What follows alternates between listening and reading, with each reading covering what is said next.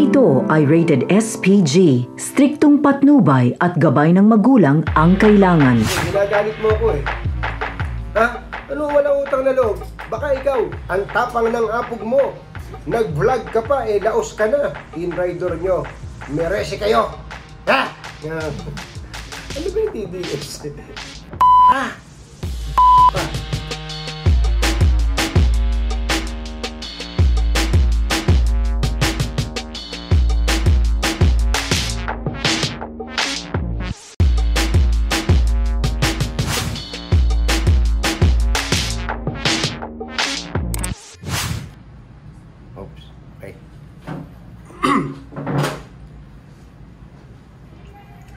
Hello mga bashers! Welcome to my YouTube channel. Lagi naman kayo nandiyan yung mga bashers natin. Ang totoo, kaya nga medyo madami na tayong mga subscribers dahil din sa inyong mga bashers. Sa YouTube, more than 50,000 na ating subscribers. Sa Facebook page, more than 800,000. At sa Instagram, more than 200,000 ang ating followers. Yan. Kaya po naman kami nakarating sa sitwasyon na to dahil po sa inyong suporta. Nga pala, gusto ko lang sabihin na sa araw-araw na ginawa ng Panginoon na nagbabasa ako ng mga messages ninyo, naku, nakakatuwa. Kasi merong sumasaya, merong nai-inspire, merong nakikiliti ang isipan. Basically, yun yung sabi nga doon sa commercial, yun ang dahilan kaya ako bumabangon. Iyon. Baka naman. Dahil po sa inyo. Okay, so yaman din lamang at nakapagpasalamat na tayo sa ating mga fans at mga supporters. Gusto ko rin magpasalamat sa ating mga bashers at pati na rin sa mga critics. Teka muna, ano nga ba pagkakaiba nun, ano? Yung sa kabilang banda, yung bashers o haters, at sa kabilang panig naman ay yung tinatawag na mga critic. Sabi nitong si Annie Muller, ganda naman ang pangalan niya, Annie Muller. Tama kaya yung pronunciation? Muller? Muller? Muller? O basta, sabi niya, how to tell the difference between haters and critics. Babasahin ko na yung isang parte ha. Kasi gusto ko meron din kayong napupulot mula dito kay Annie. Baka ito si Annie ba itong bakal, ano? Pero si Annie Miller to. Sabi niya, haters or bashers. Eto. They don't like your work. Kumbachero. Ay hindi, ako lang pala to. Papatagalog ko sana kay kumbachero eh. They probably don't like you. A hater is someone who will never be pleased with your work, no matter how many improvements or changes you make. A hater's negative reaction comes from their own internal issues. So talagang kahit ano pa gawin mo, talagang ibabas ka niya. Baka naman naging shota mo yung girlfriend niya nung grade 2 kayo. Ganun, talagang, tapos ayaw niya na hilat siya ng pagmumukha mo. Parang ganun yung sinasabi nito si Annie ano? Kaya lang, ang medyo nakakabusit dito sa mga bashers or haters. Ito ba? Tutuloy ko na basa. A hater's criticism will often include insults, personal nitpicks, generalizations, and challenges. Their criticism isn't really criticism. It's an attack. Their intent is to belittle and provoke. So talagang bubwisiting ka nito. Dahil gusto kanyang i-provoke. Kasi pagka pumatol ka, ito, when you respond to a hater to defend your work, to discuss their points, to debate their point of view, you have already lost. Dapat manood dito yung kapatid kong atole, si Heidi, yung kapatid ko. Walang ginawa yun kundi maghanap ng basher ko sa Facebook page ko o kaya sa Instagram at pinapatulan. Patole. Ito, pagka pala pumatol ka sa hater o basher, talo ka na. Kaya ang gagawin natin dyan, pagtatawanan lang natin sila ng ganito.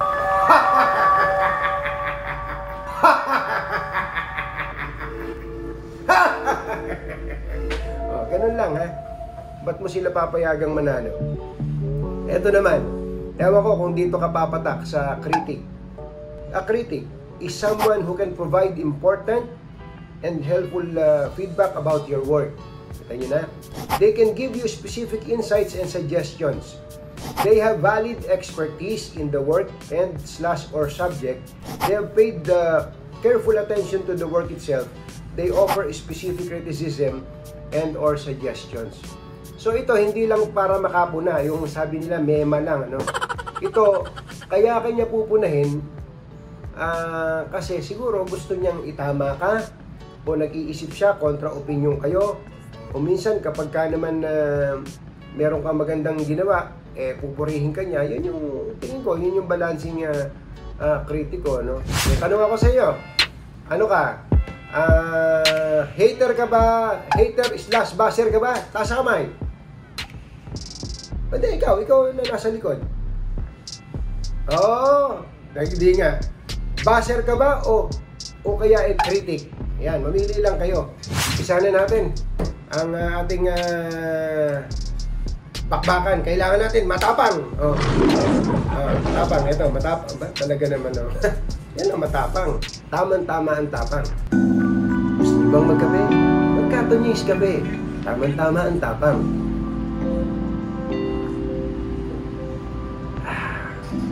Tumawag lamang. Ano ba yan? Parang commercial yun Sige. Basahin lang natin tong mga comments niyo ha. Bawal pikon ha. Hindi ako mapipikon. Pero wag din kayo mapipikon.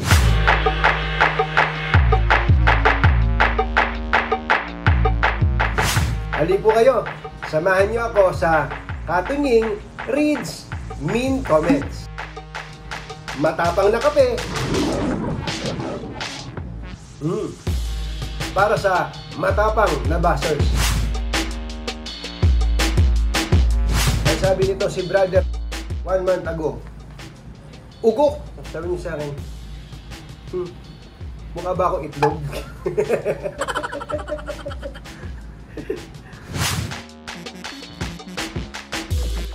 Eto, sabi ni Funk, Mr. Taberna, ang aga mong bumitaw sa ABS-CBN. Sila ang nagpasikat at talaga namang tunay na nagpayaman sa'yo. Nasa na ang sinasabi nating utang na loob? Nakakalungkot talaga. Tingnan ko hindi siya basher. Baka naglalabas lang siya ng sama ng loob. No? Baka diehard ABS-CBN to. Pero pinaliwanag ko naman. Ito, sasagutin ko to pinaliwanag ko naman na kaya ako umalis sa ABS-CBN dahil pinaalis ako. Kapit pa ko nga ako sa ABS kaya lang kinausap ako sa madaling salita, sabi sa akin, you're fired. You're fired. You're fired. Ano gagawin ko? Sige nga, palit tayo ng posisyon. Ginagalit mo ako Ha? Ano walang utang na loob? Baka ikaw. Hindi, biro lang. Hindi. Alam ko nalulungkot ka lang din para sa ABS. Sabi naman itong si Robert, ang tapang ng apog mo. Nag-vlog ka pa, laos ka na. Asikasuhin mo lang yung diabetes mo. Alam din na yung diabetes ko. Wala ka nang matatanggap na payolang ikinayaman mo. Sana tulungan ka ng Diyos. Still in all. Para may panahon ka pang magsisi sa pagiging arrogante nyo ni God bless. Ang bihira. Masama gising ito si Roberto. Pero nanonood naman. Nag-vlog pa daw ako laos na ako. Pinanood naman niya itong vlog ko. Sakit sa ulo nito. At thank you sa concern mo sa diabetes ko Wow! Sabi nitong si Umakemis, salamat naman ho at lumayas na kayo sa DCMM. Di kayo nababagay doon mga DDS. Ha ha ha. Itong nag-message sa atin na to, hindi ko alam kung natutuwa dahil sa nawalan kami ng trabaho during the time o ayaw niyang nagtatrabaho ang mga DDS na tulad ko sa ABS-CBN. Ano ba yung DDS?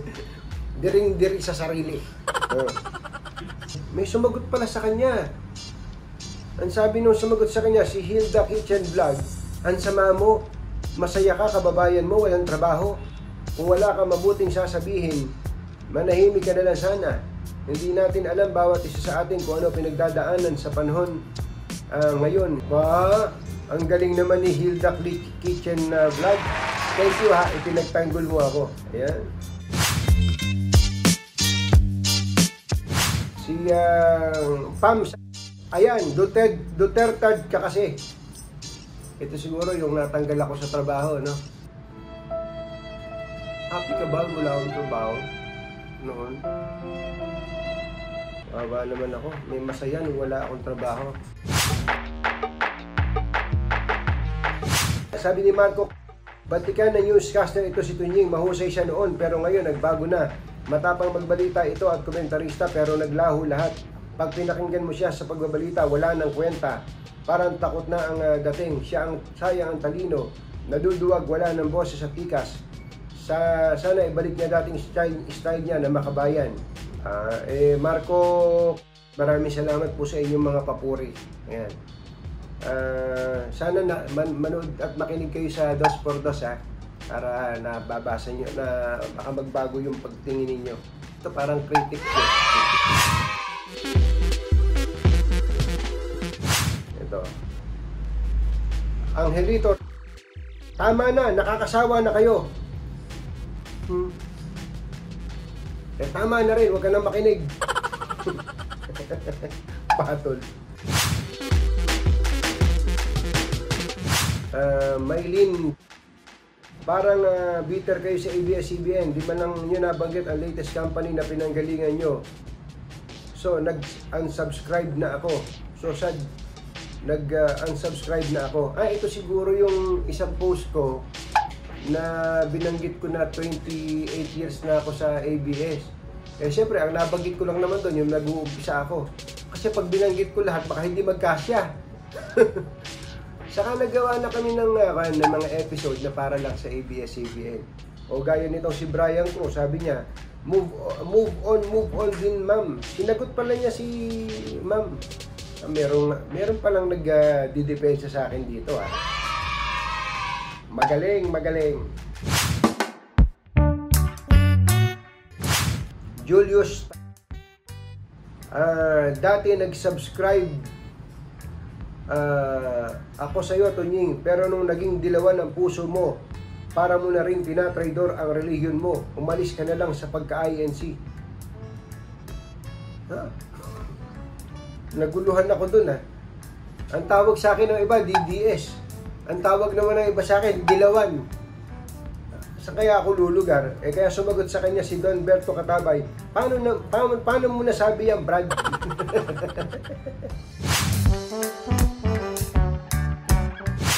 Lita. Mami to, no? Mami tong nag-message. Sabi niya, kupa, yabang mo. Mami pa naman to.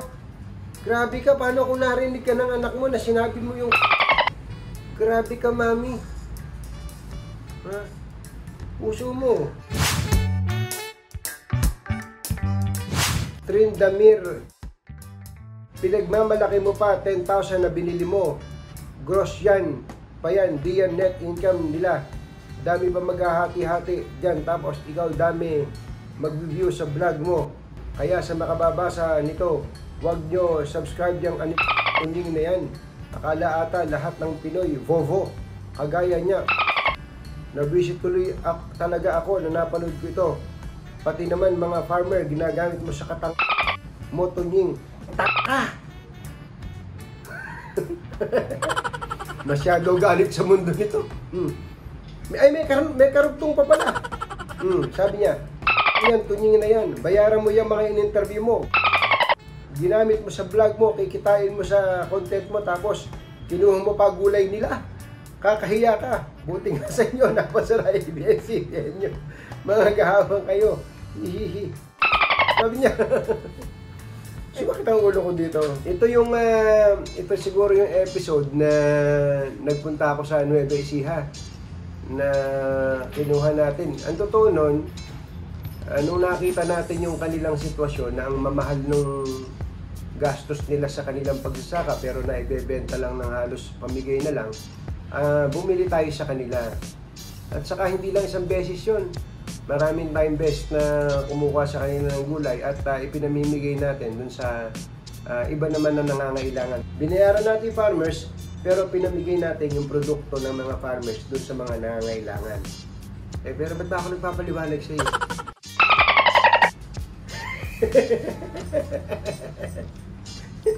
Nagalit din ako.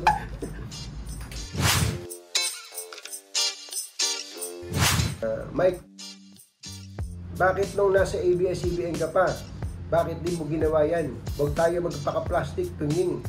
Sabi nitong si Mike. Sumagot naman si Ronnie. At least ngayon, meron na siya ginagawa. Masama pa yan sa'yo. Napaka-nega mo, kuya. Sabi ni Ronnie. Sabi naman ni Mike, sumagot na naman, mangungutya ka pa sa kulay ng magsasaka lang niya. Baka ito yung pinanood nga niya na tungkol sa magsasaka. Mike, karma sa inyo yan, yung hindi na rin yung ABS-CBN nyo, yayabang nyo kasi. Talagang may mga nanonood na sana hindi kayo kasama doon. Ang hinahanap lang natin ngayon, buzzer, slash hater, at saka critic. Yung pangatlo, ito.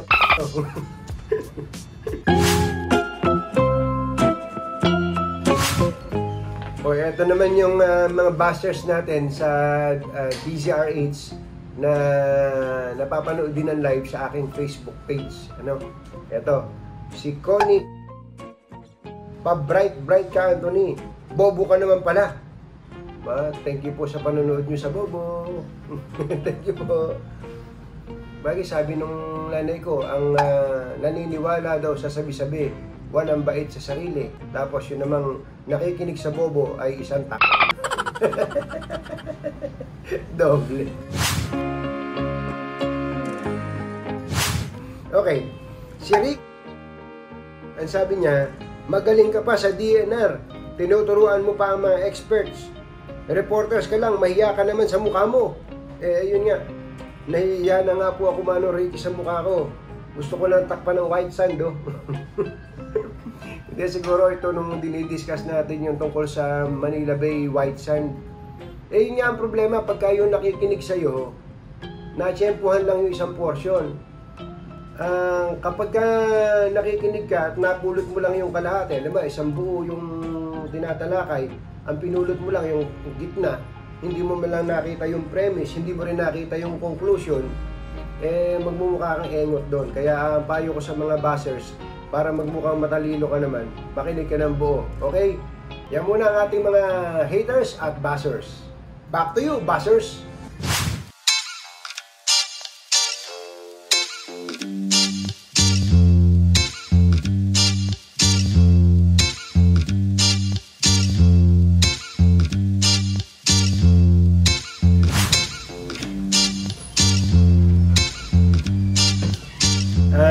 Alam nyo naman, ang trabaho ko bilang isang komentarista, mag-comment.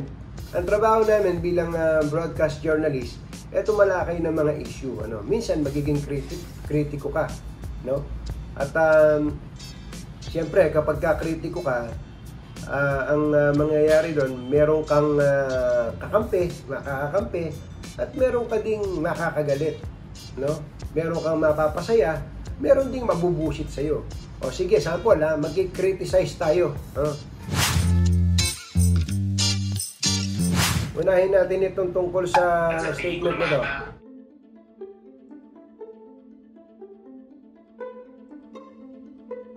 Nakakahawa din to si Secretary Harry Roque, no? Bilang isang abogado dati nung biktima, o yung pamilya ng biktima nitong si Pemberton. Tapos ngayon, siya pinaka-abogado o tagapagsalita pa nung nagbigay ng pardon dun sa culprit o dito kay Pemberton. Napakahirap na sitwasyon niya, no? Pero sa totoo lang, mas maigi pa nga siguro na nag-time out muna siya eh. Nung panahong ito ang issue sa Malacanang, total may deputy spokesperson naman. Pwede siguro, kinontak mo na niya, pare, ikaw muna dito. Kasi masyadong mainit, magmumukha akong dito. Idinidepensa ko ang Pangulo sa desisyon niya. Samantalang ako yung galit na galit dito kay Pemberton nung araw. So, awkward yung sitwasyon niya. Tuloy, dahil sa kagustuhan niyang maidepensa ang Pangulo, kung ano-ano tuloy sinabi niya. Isipin mo, naikonekta pa niya yung vaccine sa pardon ni Pemberton. Sus Mariano kain doon, no? Yun ang problema. Pwede ka bang magbigay ng personal opinion mo gayong ikaw ay tinatawag na presidential spokesperson? So anything that comes out mula sa iyong bibig, ay nagiging official na stand na yon ng Pangulo dahil yun ang pinaglilingkuran mo bilang tagapagsalita. Ano? Kaya Mr. Harry Roque, Secretary, sa susunod pagka nalagay sa ganitong sitwasyon, sabihin mo, ma'am, may I go out?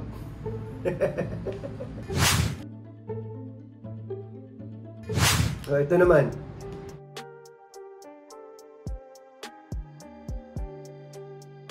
Medyo sumakit ang ulo ko dun no? Hindi ko malaman kung ano ang hugot ng presidente at sa kabila ng mga findings na investigasyon, kita naman yung mga masasabi nating kapabayaan at kapalpakan nito si Secretary Duque, ganun pa rin ko siya ipagtanggol ng presidente. Ewan ko kung ano bang mensaheng ipinararating dito ng Pangulo. Pwede mo bang ganito lang yan okay, ongoing yung investigation, may allegation ng corruption, sabi ng Pangulo hindi pa raw napapatunayan. Kailan ba napapatunayan yan? Hindi ba after at a full blown trial sa husgado? Kung ganun ang hihintayin natin, hindi na presidente si Pangulong Duterte, andyan pa rin sa pwesto si Duque. Anak ng bakang dalaga. Saka, sa bibig naman ng galing ng Pangulo ng galing na may negligence. Kapag kayong inutusan mo na magtrabaho ng mabuti, nagpabaya, siguro naman Mr. President, panahon na para maghanap ka ng iba na hindi magpapabaya. Kasi, ang hinahawakan po ni Secretary Duque, hindi naman kung anong opisina lang ng gobyerno.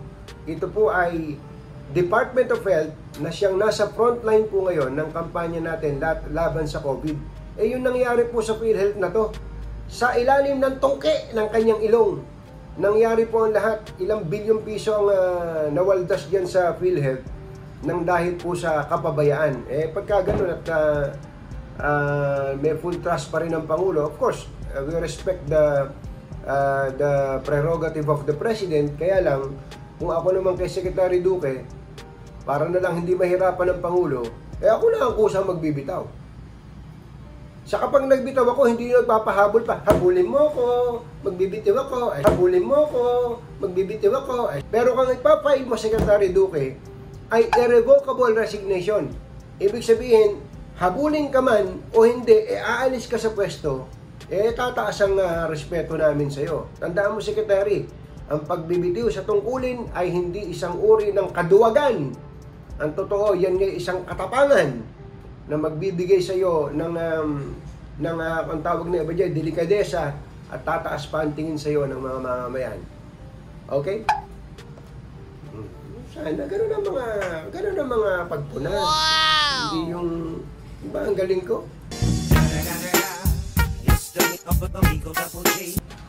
Ngayon mga pagpuna.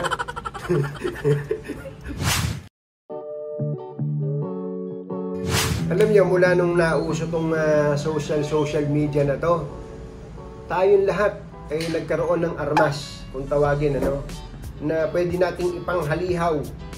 Pwede mo, parang itak, Kumbaga, nagkaroon tayo ng access sa pagbibigay ng feedback sa lahat ng nakikita natin. Yung binigay sa atin na to na access para makapagbigay ng feedback, isang malaking kapangyarihan na pagka hindi natin ginamit ng tama, baka tayo'y makasira. At ang totoo nun, huwag kayong magagalit ha. Alam nyo ba, pagka pabara-bara tayong magbigay ng mga komento, bash ka ng bash, invento ka pa ng kwento. Alam ba, meron ng batas ngayon. Tumango ka, di alam mo na, merong anti-cybercrime law at kasama doon yung libel. Alam nyo ba yung libel? Tamo na, alam mo rin. Alam mo naman pala. Alis na ako, alam mo na. And then, tandaan mo, yung nagsulat nun o naglabas ng video na yon o yung nasa video mismo na yon, may damdamin din, di ba? Pag may damdamin, nasasaktan. May puso, nasusugatan. Di ba? Kaya dapat mag-iingat tayo sa mga comment na yan. Mamimili ka lang naman eh. Gusto mo bang maging basher? Pag basher ka, walang mangyayari sa buhay mo. Baka bumalik sa iyo yun. Baka dumating ang araw, lahat na lang na sasabihin mo, lalabas sa bibig mo, magiging masama na. Kritiko, walang problema. Walang masama na maging kritiko. Sabi nga, maging mapangbatsyag, mapanuri, matanglawin. Hindi ba? Si Kuya Kim pala yun, ibig sabihin, tama lang yun na pumuna ka kung dapat punahin. Kailangan maging responsable tayo sa lahat ng oras. Okay? Lalo na nga kung pumuna ka, meron ka pang i-offer na bagay o proposal o suggestion para mapabuti yung isang bagay na tinatalakay dun sa pinapanood mo. Ang sarap ng pakiramdam. Sinasabi ko sa iyo pagka magkakasama tayo dito, ang dami nating nabubuo kesa naman puro bigat ang ating actually, yung kabuuan nitong pagtalakay natin ngayong araw na to, parang medyo mabigat Gusto natin umagaan lang di ba? Ang bigat. Ngayon, shout out naman tayo.